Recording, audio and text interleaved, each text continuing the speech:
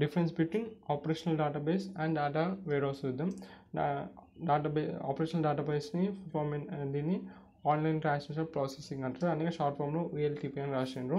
తర్వాత online analytical processing అంటారు data warehouse, అందుకే OLAP అని రాసిండ్రు. Okay, this is the short forms. ఇది ఆపరేషనల్ డేటాబేస్ ఏం చేస్తుంది అంటే డే టు డే ప్రాసెసింగ్ చేస్తుంది, వేరాస్ డేటా వేర్హౌస్ అనేది హిస్టారికల్ ప్రాసెసింగ్ ఉంటుంది అనమాట. డే టు డే ఈరోజు ప్రాఫిట్ ఎంత, ఈరోజు లాస్ ఎంత అని, అట్లా ఎందుకు ప్రాఫిట్ వచ్చినాయి ఎంత అని డీటెయిల్ ఇన్ఫర్మేషన్ అంటే దీని దగ్గర ఉంటుంది ఈరోజు జరిగిన దానికి. వేరాస్ ఇది వచ్చేసరికి జస్ట్ సమ్మరీ ఉంటుంది, నిన్న నీకు ప్రాఫిట్ వచ్చింది, లాస్ వచ్చింది, జస్ట్ అంటే చెప్పేస్తుంది. సో జస్ట్ హిస్టరీగా అంతా ప్రాసెసింగ్ చేస్తుంది కాబట్టి దీని దగ్గర ఒక సమ్మరీ డేటా ఉంది. ఇక్కడ మాత్రం నాకు డీటెయిల్ డేటా ఉంటుంది, డే టు డే ప్రాసెస్ అవుతూ ఉంటుంది. వేరాస్ ఇక్కడ నాకు కొన్ని డేస్ వరకు ఉంటుంది. అర్థమైందా? అది గుర్తుపెట్టుకోండి, మీరు ముందుకెళ్ళిన కూడా మీకు ఒక క్లారిటీ వస్తుంది.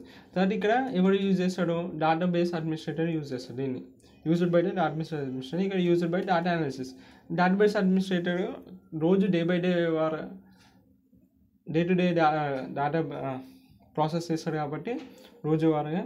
సో డేటాబేస్ అడ్మినిస్ట్రేటర్ చూసుకుంటాడు. ఇక్కడ కొన్ని రోజుల వరకు, కొన్ని మంత్స్, కొన్ని ఇయర్స్ వరకు డేటా ఉంటుంది కాబట్టి దాన్ని అనాలిసిస్ చేయడానికి డేటా అనాలిసిస్ కావాలి కదా, అందుకే ఇక్కడ డేటా అనాలిసిస్ చేస్తాడు, యూజ్డ్ బై డేటా అనాలిసిస్.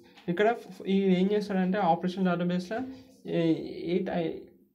బేసిక్గా దేనిపైన ఫోకస్ చేస్తుంటే ఏ టైప్ ఆఫ్ ఇన్ఫర్మేషన్ వస్తుంది నా దగ్గరికి, దానిపైన ఫోకస్ చేస్తాడు. కరెక్ట్ టైప్ ఆఫ్ ఇన్ఫర్మేషన్ వస్తుందా, కరెక్ట్ వస్తుందా, కరెక్ట్ ఫార్మాట్లో. సో బాగా ఫోకస్ అంటే ఏది ఇన్ఫర్మేషన్ వస్తుందో ఇన్ఫర్మేషన్ ఇన్ పైన ఉంటుంది ఆపరేషన్ డేటాబేస్లో. వేరే డేటా వేరియస్లో కరెక్ట్ పోతున్నా మనం కరెక్ట్ టైప్ ఆఫ్ ఏదో డేటా మైనింగ్ మనం డేటా వేరియస్ నుంచే చేస్తాం. సో కరెక్ట్ అవుతుందా, కరెక్ట్ టైప్ ఆఫ్ డేటా వాడికి ఇస్తున్నామా, ఇన్ఫర్మేషన్ అవుట్ పైన ఎక్కువ ఫోకస్ ఉంటుంది డేటా వేరియస్కి. ఇంకా ఇది బేస్డ్ ఆన్ ఇయర్ మోడల్ ఉంటుంది. ఇయర్ మోడల్ అంటే మీకు ఐడియా ఉంటుంది, రీసెంట్ RDBMS చదువుకుంటారు. వీటిని ఎంటిటీ రిలేషన్షిప్ మోడల్ అంటారు. ఇయర్ అంటే వీటిని యాట్రిబ్యూట్స్ షేప్, ఇది ఎంటిటీస్ ఇట్లా కనెక్షన్ ఉంటుంది. సో అది ఇయర్ మోడల్ పైన బేస్ అయి ఉంటుంది. ఇది బేస్డ్ ఆన్ స్కీమా పైన అన్నమాట. ఇంకా ఆపరేషనల్ డేటాబేస్ అనేది detailed and flat relation view of data.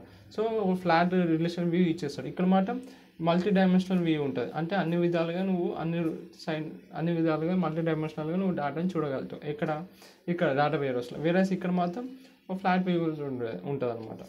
ఇంకా కొన్ని ఏంటిదంటే differences, records are access among tens and ones, అంటే లైక్ 10, 20, 30 or 40 అట్లా టెన్స్లోనే ఉంటుంది నువ్వు ఏదైనా డేటాని యాక్సెస్ చేయాలంటే. కానీ ఆపరేషన్ డేటాబేస్లో, డేటా వేర్హౌస్లో కొన్ని ట్రిలియన్స్ వరకు డేటాని నువ్వు డేటాని యాక్సెస్ చేయొచ్చు. కానీ ఇక్కడ నువ్వు 10s, 20s ఒక నెంబర్ ఆఫ్ 10s లెక్కని నువ్వు డేటాని యాక్సెస్ చేస్తావు. ఎందుకంటే ఇక్కడ డేటా కూడా కొంచెం తక్కువనే స్టోర్ అవుతుంది అనమాట. ఇది run the business day to day ఈరోజు ప్రాఫిట్ ఎంత వచ్చింది డే టు డే చెక్ చేసుకుంటుంది. ఇది అనలైజ్ ద బిజినెస్ అంటే హిస్టరిక్ డేటా. ఇప్పుడు హిస్టరిక్ డేటా అంటే దీని దగ్గర ఉంటుంది అన్నమాట డేటా వేర్హౌస్ దగ్గర. కానీ డేటాబేస్ ఈ ప్రొఫెషనల్ డేటా దగ్గర డే టు డే ఇన్ఫర్మేషన్ ఉంటుంది. తర్వాత ప్రిమిటివ్ అండ్ డీటెయిల్ డేటా. ఓకేనా, ఇప్పుడు సపోజ్ నాకు ఈరోజు ఆపరేషన్ డేటాబేస్లో నేను చూసుకుంటే ప్రాఫిట్ వచ్చిందో లాస్ వచ్చిందో చెప్పి ఎందుకు వచ్చింది, ఇంత సేల్స్ అయినాయి, ఇది కొనలేదు, ఇంత కస్టమర్స్ ఇది కొన్నారని, ఎందుకు నీకు లాస్ వచ్చిందని చెప్తుంది. వేరే ఇక్కడ మాత్రం జస్ట్ సమ్మరీ ఇచ్చేస్తుంది నీకు. నీకు లాస్ వచ్చినప్పుడు ప్రాఫిట్ వచ్చింది, దాని డిస్క్రిప్షన్ ఇయ్యదు, జస్ట్ నీకు ప్రాఫిటా లాసా గంటే చెప్పేస్తుంది. So it's just example. So ఇక్కడ డీటెయిల్ ఇన్ఫర్మేషన్ ఉంటుంది, ఇక్కడ మాత్రం సమ్మరైజ్ ఇన్ఫర్మేషన్ ఇస్తుంది డేటా వేర్హౌస్. దాని ఆపరేషనల్ డేటాబేస్ వచ్చేసరికి డీటెయిల్ ఇన్ఫర్మేషన్ ఉంటుంది. అందుకే సైజ్ కూడా చూడండి 1 to 100 GB ఉంది. అందుకే మనం యాక్సెస్ చేయాలన్నా కూడా అక్కడ స్టోరేజ్ తక్కువ ఉన్నప్పుడు నువ్వు యాక్సెస్ చేసేటప్పుడు మిలియన్స్ ఎట్లా యాక్సెస్ చేయగలుగుతావు, చేయలేవు. అందుకే 10sలో మాత్రమే నువ్వు యాక్సెస్ చేయగలుగుతావు 1 to 100 GB. ఇక్కడికి వచ్చేసరికి more than 100 GB or more than TB కూడా నువ్వు స్టోర్ చేసుకోవచ్చు. ఓకేనా, ఈ పర్ఫార్మెన్స్ అనేది ఎక్కువ ఉంటుంది ఎందుకంటే స్టోరేజ్ తక్కువ ఉంది, ఆపరేషన్స్ డే బై డే చేస్తుంది, ఆటోమేటిక్గా ఆ పర్ఫార్మెన్స్ అనేది మంచిగా ఉంటుంది. ఇంకా డేటాబేస్ అడ్మినిస్ట్రేటర్ చూసుకుంటాడు.